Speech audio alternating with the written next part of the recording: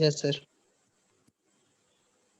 Real income से related जो आई cap का इम्पोर्टेंट क्वेश्चन है ना, वो है क्वेश्चन नंबर 12। जरा पढ़ें क्वेश्चन नंबर 12 को, ये बहुत इंपॉर्टेंट क्वेश्चन है।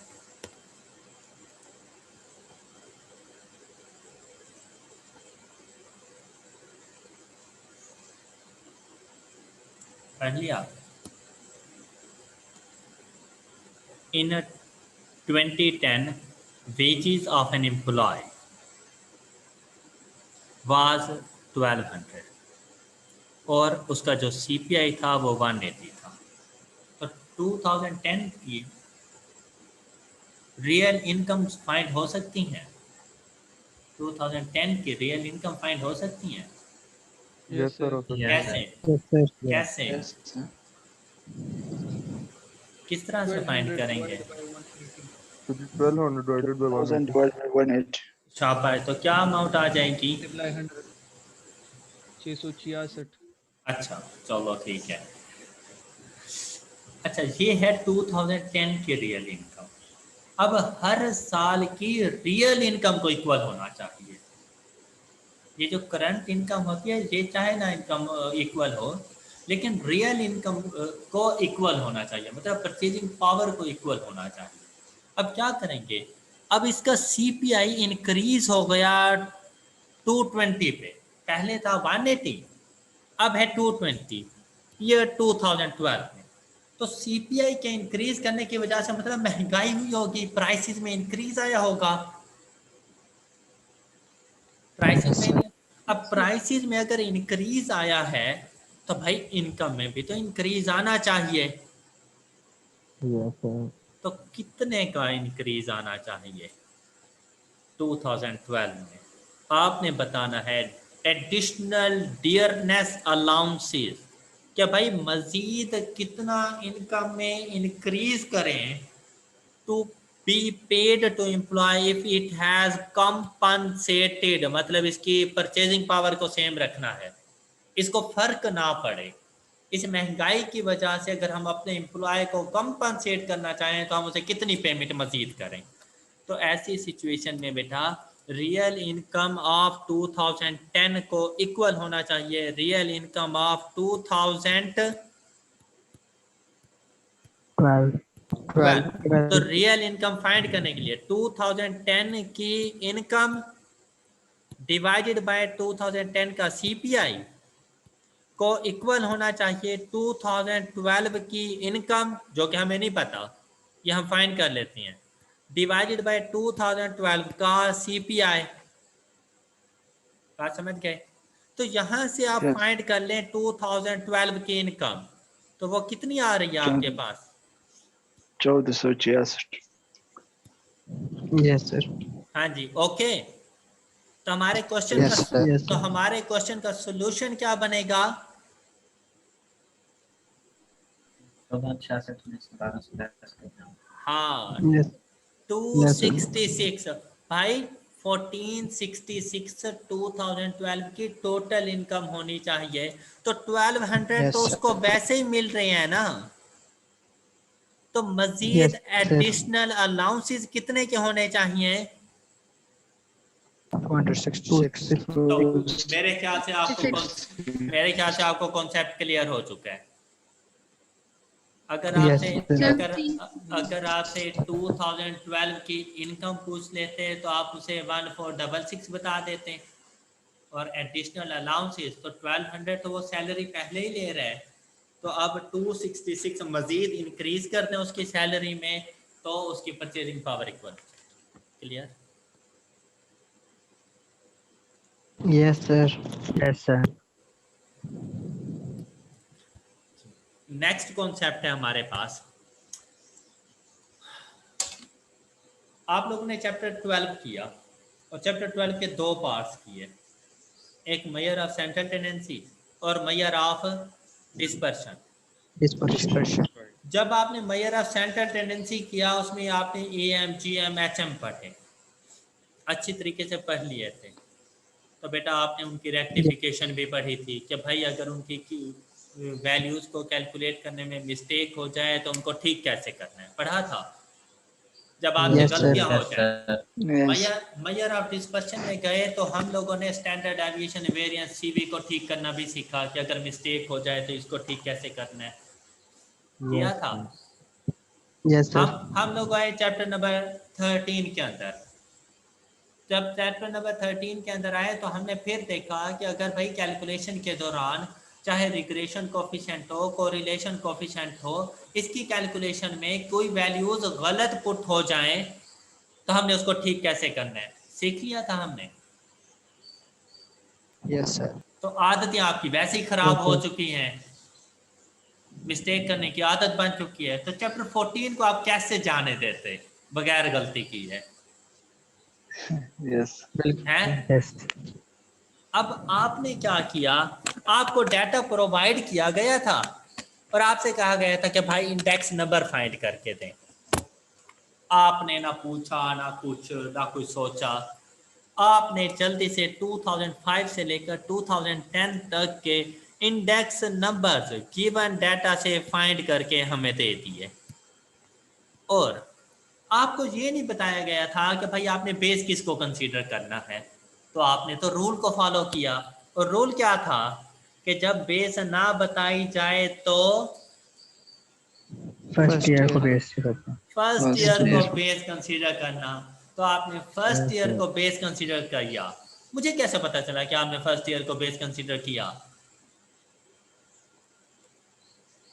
मुझे कैसे पता चला कि आपने फर्स्ट ईयर को बेस कंसीडर किया? रूल ये Sir, rule है. Rule. वाह, Start वाह, is now. सुभान अल्लाह, सुभान अल्लाह। Index number 100 है. भाई क्योंकि जिसको बेस कंसीडर किया जाए उसका इंडेक्स नंबर हमेशा 100. 100 होना 100। तो चाहिए। वो भाई 100 से मुझे पता चला, रूल चाहे कुछ भी होता। ओके, या हो सकता था आपसे कहा जाता कि भाई ईयर 2007 को बेस बना के इंडेक्स नंबर फाइंड करके दो, तो हम 2007 के साथ 100 आता, 2005 के साथ फिर कोई ना कोई और वैल्यू होती, सपोज के 85, तो फिर हम कहते 2007 को बेस बनाए। तो 100 ने बताया मुझे कि 2005 को बेस बनाया हुआ है। Okay, Yes, sir. अब ओके सर। अब बेटा जो कंपैरिजन किया जाता है ना, तो कंपैरिजन के लिए दो सेम नेचर की चीज़ों के दरमियान कंपैरिजन किया जाता है, डिफरेंट डिफरेंट चीज़ों के साथ नहीं। हमें पता चला कि यार 2005 में कुछ ऐसा इंसिडेंस हुआ था जो बाकी ईयर्स में नहीं हुआ, और उस इंसिडेंस की वजह से हमें बहुत सारा लॉस हो गया था, हमारे प्रॉफिट्स कम आए थे। या कुछ ऐसा इंसिडेंस हुआ कि भाई हमारी सेल्स बहुत ज़्यादा इंक्रीज हो गई थी, उस साल हमें बहुत ज़्यादा प्रॉफिट्स आ गए थे। मतलब नॉर्मल वो इंसिडेंस ना होता तो सिचुएशन कुछ और थी। ओके, नॉर्मल सिचुएशन से Yes, sir. हट कर था 2005। तो हमने कहा यार 2005 को कंपैरिजन के लिए यूज़ करना ये एक अच्छा ईयर नहीं है, आप इसके साथ कंपैरिजन नहीं कर सकते। तो हमने कहा कि यार बेस ईयर को चेंज कर दो। तो हम लोग जा रहे हैं चेंज ऑफ बेस ईयर की तरफ, कि अगर डाटा भी अब ना हो आपके पास, सिर्फ इंडेक्स नंबर्स गिवन हो और बेस ईयर को चेंज करना पड़ जाए, तो आपके न्यू बेस के मुताबिक इंडेक्स नंबर्स क्या बनेंगे। क्वेश्चन समझ चुके हैं आप लोग? क्वेश्चन Yes, समझ sir. चुके हैं? अब यहाँ पे Yes, देखें, sir. the following of fixed based indices with the base 2005, shift the base to 2010. 2010। तो हमने अब बेस को शिफ्ट करना है। हमने बेस किसको बनाना है? 2010 का। अच्छा, 2010 अब अगर 2010 को बेस बनाए, भाई देखो रट्टा लगाने की जरूरत नहीं है। 2010 को बेस बनाना है तो 2010 का इंडेक्स नंबर क्या बन जाएगा? 100. 100. तो 2010 का इंडेक्स नंबर 100 बन जाएगा। बन गया 100? Yes, sir. हाँ, Yes, तो, sir. तो भाई क्या करेंगे? सेम वही मेथड। इंडेक्स नंबर फाइंड करने का फार्मूला क्या होता है? Current year divide by base year. and divided by the last. हमने आपने बस यही याद रखना है, current year divided by base year. तो अब आप भूल जाओ कि ये इंडेक्स नंबर है, आप ऐसे समझे जैसे ये प्राइसेस हैं, जैसे ये वैल्यूज हैं। अब अगर 2005 का पूछा है तो 2005 का इंडेक्स नंबर क्या है? 100। 100 बेस ईयर का इंडेक्स नंबर क्या है? 250 मल्टीप्लाइड बाय। 100 तो बताएं क्या वैल्यू आती है? 40 तो 2010 के मुताबिक जो हमारे पास 2005 का इंडेक्स नंबर बनेगा वो 40 बनेगा। इसी तरह 2006 के लिए बताएं क्या करूं? 125 डिवाइडेड बाय 250 मल्टीप्लाइड बाय 100, तो ये 50। Clear? Yes yes sir.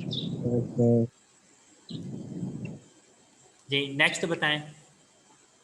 56 next बताएं। 60 नेक्स्ट बताएं। 80 सर। 80। तो ये न्यू इंडेक्स नंबर बन गए, हो जाएंगे फाइन। Yes sir. चलें गुड, शाबाश, बड़े जीनियस लोग हो यार तुम, है ना? सर आपके स्टूडेंट जो हैं यार चुप कर जाते हैं जैसे ही मैं ये बात करता हूँ, वो सोच में पड़ जाते हैं, वाकई शक में सोच में नहीं बल्कि शक में पड़ सर जाते उनको हैं। यकीन नहीं आता। हाँ उन्हें यकीन नहीं आता कि वो और जीनियस। हैरान परेशान हो गए तुम। ये कैसे हाँ ये कैसे हो हो गया? गए, ये कैसे हो गए? सर जी नेम ही पहली दफा सुना है। तो बेटा 2-4 जमातें पढ़ लेता तो सुन लेता ना। मैं मदरसे में पढ़ा हुआ है।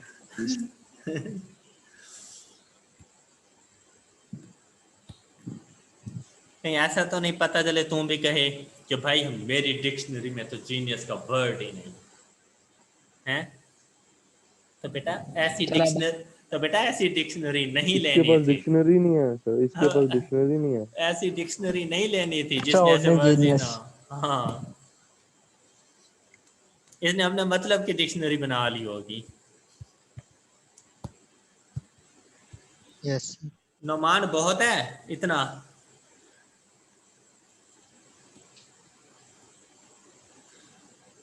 फिर चुप हो गया। यार बंदा बंदा चुप कर जाता है यार। सर ये डिस्कनेक्ट हो गया था। ओ चलो अच्छी बात है, तूने कुछ नहीं सुना।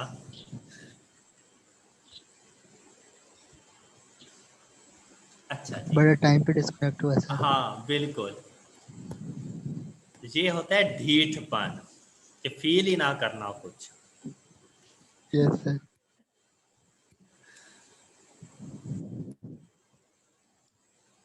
चलें स्टार्ट करें। सर नेट प्रॉब्लम थी। अब तो ठीक है ना?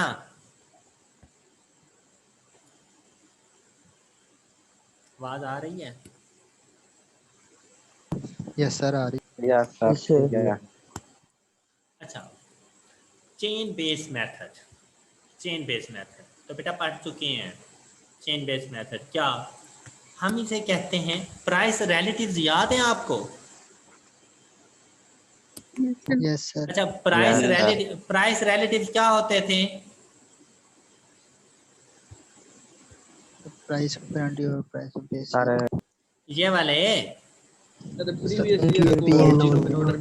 अच्छा जब करंट ईयर की प्राइसेस को डिवाइड किया जाए फिक्स्ड बेस ईयर के साथ तो उसे कहा जाता है प्राइस रिलेटिव।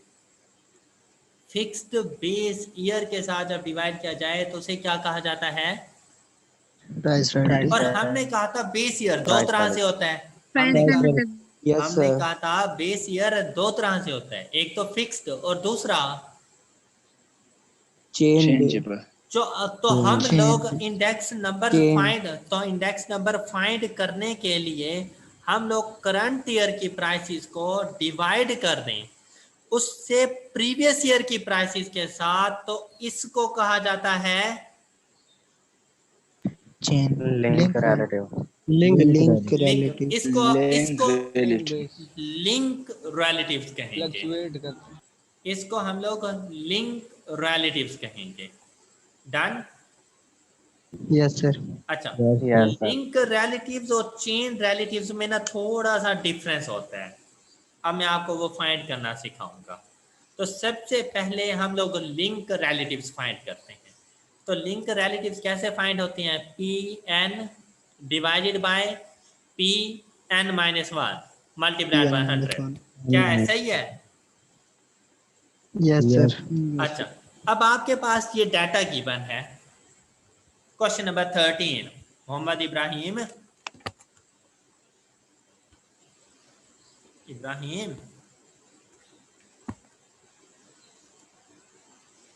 सर बोलते नहीं। अच्छा, हमारे पास में बेटा ये डाटा गिवन है 2000। क्वेश्चन नंबर 13 है 2011 से लेकर 2015 तक, और क्या चीज गिवन है आपको? Index. क्या? हाँ, प्राइसेस। Prices. मैं हाईलाइट भी करता हूँ तो आपको नजर नहीं आता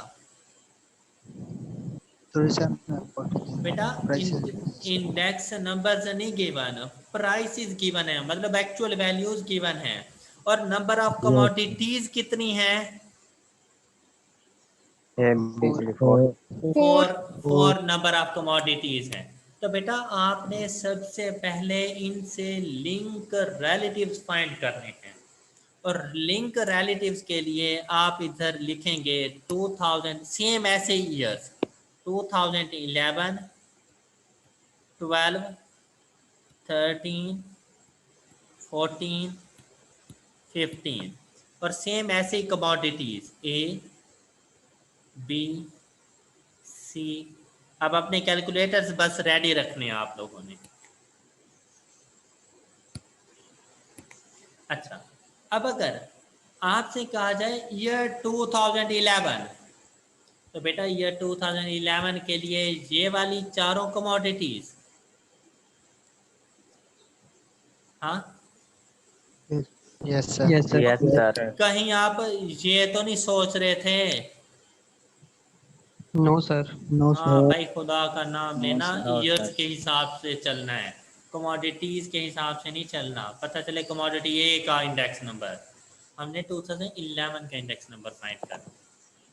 तो 2011, तो 2011 को ही अगर बेस ईयर कंसीडर करें तो 2011 के रिजल्ट्स क्या आएंगे?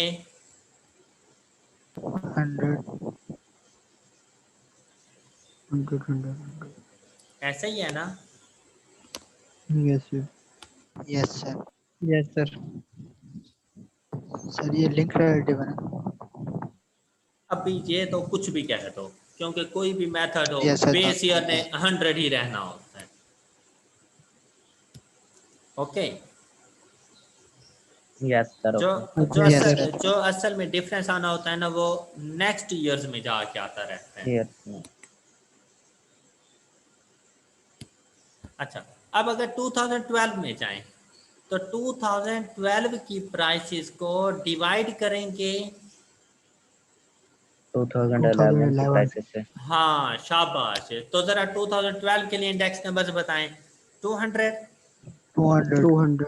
150, 150. 120 एंड 1 to 5। नहीं, ये तो कम हो रही है। कितने से? 75 है सर। 75। 75 सबको क्लियर हो गया? यस सर तो अभी भी मेरे Yes, भाई, sir. अभी भी मेरे भाई कोई फर्क नहीं पड़ा कि अगर 2011 को बेस ईयर रख लें फिक्स्ड करके, या हम इसको चेंज करें। 2012 के लिए 2011 नहीं बनना था। Yes, sir. ओके, 2013, अगर 2013 की बात करें तो 2013 को आपने डिवाइड करना है 2012. 12 के 2012. साथ, 2011 के साथ नहीं। लिंक रिलेटिव्स फाइंड करने हैं तो 2012 के साथ। तो आंसर आ जाएगा, Preceding year. हाँ, 1 to प्रीसीडिंग 5. ईयर। 1 to शाबाश, 5 जी next 200, 200. Next 15 12 125, 125. Yes, Yes, sir. sir. 6 से 8 पर जाएंगे तो फिर 133. 133। 32. Yes, sir. अच्छा, Yes, sir. और इसी 133. तरह से Yes, sir. 2011, 12, 13, 14, 15 हम कोई भी लिंक रिलेटिव फाइंड करके दे सकते हैं। अब अगर ये सिंगल कमोडिटी होती तो 2013 का ये लिंक रिलेटिव है। अगर सिर्फ कमोडिटी ए होती तो ये बस लिंक रिलेटिव था 125। लेकिन जब मल्टीपल कमोडिटीज हों तो आपने तमाम कमोडिटीज के एवरेजेस ले लेनी है, लिंक रिलेटिव्स की एवरेज ले लेनी है। तो Average. एवरेज के लिए बेटा इसका टोटल 400, 12 के लिए टोटल बताइएगा मुझे।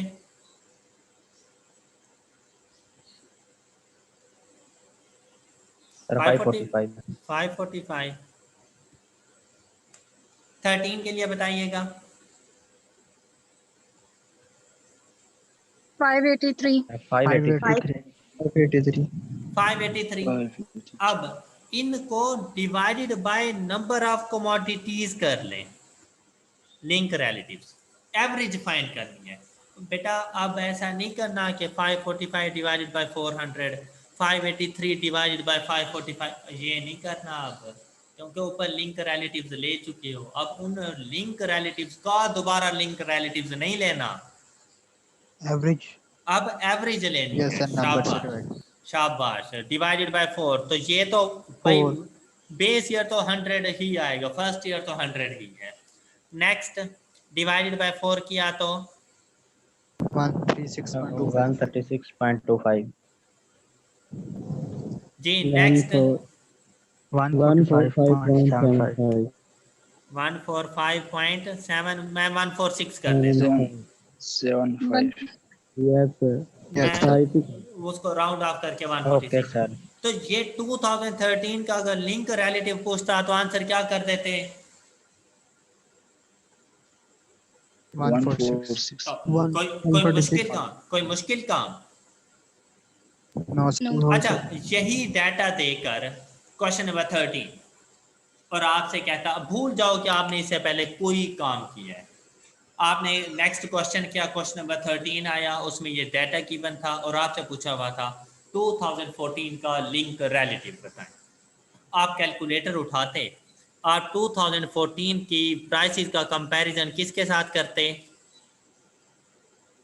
2013. 13 के साथ। तो शाबाश, 2013 के साथ। हाँ जी, और आप उसे बता देते, हाँ जी क्या बनता है इंडेक्स नंबर 120। 120. जी 120. नेक्स्ट बताते, 100. नेक्स्ट बताते 140। Yes, sir. 140. हाँ जी, और नेक्स्ट बता देते 125। 125. इन सब को ऐड करते, करें ऐड। Yes. 485. 485. और divided by number of commodities, तो नंबर ऑफ कमोडिटीज कितनी है हमारे पास? 4.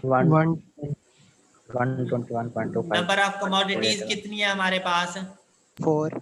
अच्छा, और- अब भाई जीनियस नहीं बनना, पता चले कि हमने इसको ऐड कर दिया कि भाई 5 साल हैं तो डिवाइडेड बाय 5 है। हाँ सर। हाँ, No, sir. Number Number of commodity. तो क्या आंसर आ रहा है? लिंक रिलेटिव 2014 का क्या आ जाएगा? 121.25. 121. बस ठीक है। 122 का। मैं ना वो डेसिमल में नहीं लिख रहा हूँ, ये 121 ही ठीक है क्योंकि आगे 0.25 है। Yes sir. ओके, तो जल्दी से मुझे जरा 2015 का बताएं, जल्दी करें।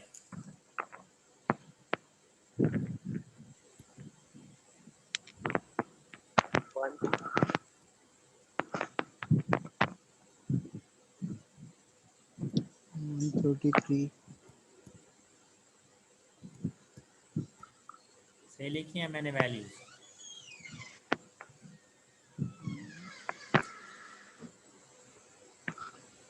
Five to six. हैं? 526. 5 to 6. 5 to 6 divided by 4 131.5. 131.5. 131.6. 132 कर दिया। तो भाई लिंक रिलेटिव्स फाइंड कर लेते हो किसी भी डाटा से? Yes, sir. Yes, sir. Yes, sir. तो बड़ा कोई मुश्किल Yes, sir. बड़ा कोई मुश्किल काम कर लिया तुम लोगों ने, हैं? तो ये तो Yes, sir. फर्स्ट लेक्चर में ही हमने पढ़ लिया था,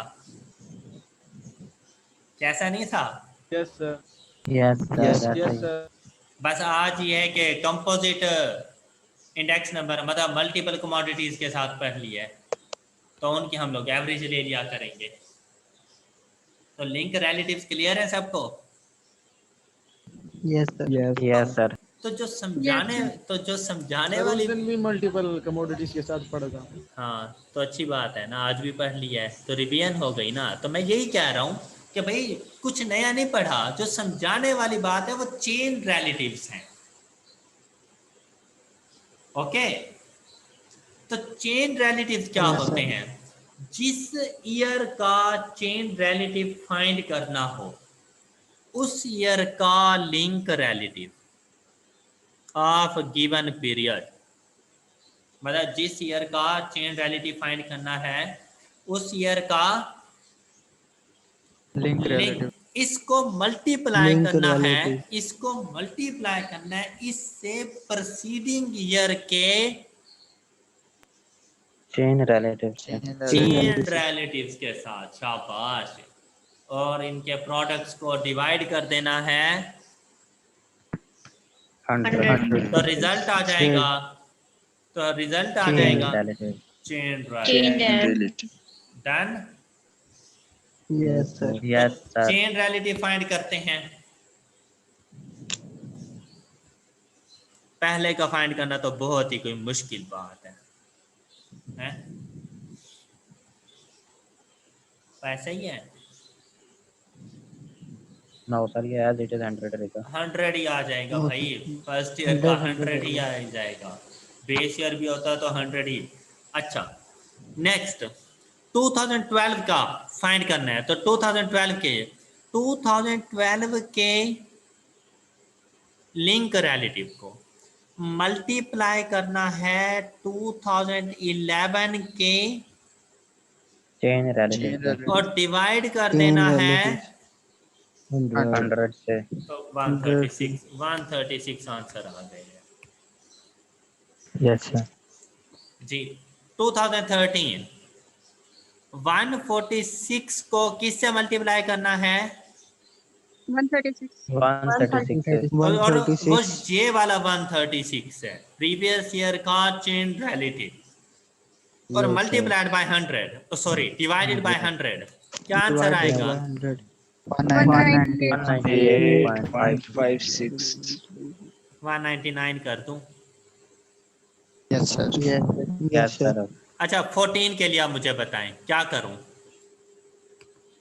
121 multiplied by 199 divided by 100. शाबाश। तो आंसर Answer 214. क्या? 241 आ जाए. 241. 241। शाबाश। तो लास्ट ईयर का बताएं। 132 multiplied by 241 divided by 100. शाबाश। Answer 318. 318. तो ये हैं इन तमाम ईयर्स के chain relatives. Clear? Yes, sir. तो बेटा Yes, sir. ये क्वेश्चन 3 मार्क्स का हो सकता है फुल फ्लैज, कि आपको ये सारी प्राइसेस देकर किसी भी साल का चेन रिलेटिव पूछ लेगा तो वो इनिशियल ईयर्स के चेन रिलेटिव्स नहीं पूछेगा, वो 2014 का पूछेगा, 2015 का पूछेगा, इनके लिंक रिलेटिव्स पूछ सकता है। तो लिंक रिलेटिव्स फाइंड करना बहुत आसान बात है, लेकिन चेन रिलेटिव्स फाइंड करने के लिए अगर 2014 का चेन रिलेटिव फाइंड करना है ना, तो मतलब 2014 तक तमाम डाटा के लिंक रिलेटिव्स होने चाहिए, फिर जाके फाइंड हो सकता है, अदरवाइज नहीं हो सकता। Yes, sir. ओके, तो Yes, ये भी पॉसिबिलिटी है कि भाई आपको वो बताए ही लिंक रिलेटिव्स, आपको कह दे नीचे ये लिंक रिलेटिव्स गिवन है, ये ज़रा 2014 का चेन रिलेटिव बताना, 2015 का चेन रिलेटिव बताना। भाई फिर तो क्वेश्चन बहुत आसान है। Yes sir. फिर एक नंबर का क्वेश्चन ये हो सकता है, फिर ये क्वेश्चन एक नंबर का हो सकता है आप लोगों के लिए अगर लिंक रिलेटिव खुद बता देते हैं। अच्छा, कभी ऐसा भी हो सकता है कि वो आपको एक्चुअल वैल्यूज ना बताएं, वो आपको खुद लिंक रिलेटिव से ये वाले फाइंड करके दे दे और फिर कहे कि चेन रिलेटिव, तो फिर 2 नंबर का क्वेश्चन हो सकता है। तो भाई आप देखें ना, आधे से ज़्यादा काम तो उसने खुद करके दे दिया है। तो डाटा में ना ये बड़ी एहतियात से देख लीजिएगा कि प्राइसेस गिवन है या इंडेक्स नंबर से गिवन है। तो अगर ये इस तरह से गिवन हो तो इनको ऐड करके इनकी एवरेज फाइंड करेंगे तो लिंक रिलेटिव्स आ जाएंगे और वहां से चेन रिलेटिव्स फाइंड कर देंगे। ओके बच्चों? Yes sir. Okay sir. तो बेटा ये चैप्टर नंबर 14 हमारा कंप्लीट हो चुका है, अल्हम्दुलिल्लाह रब्बिल आलमीन।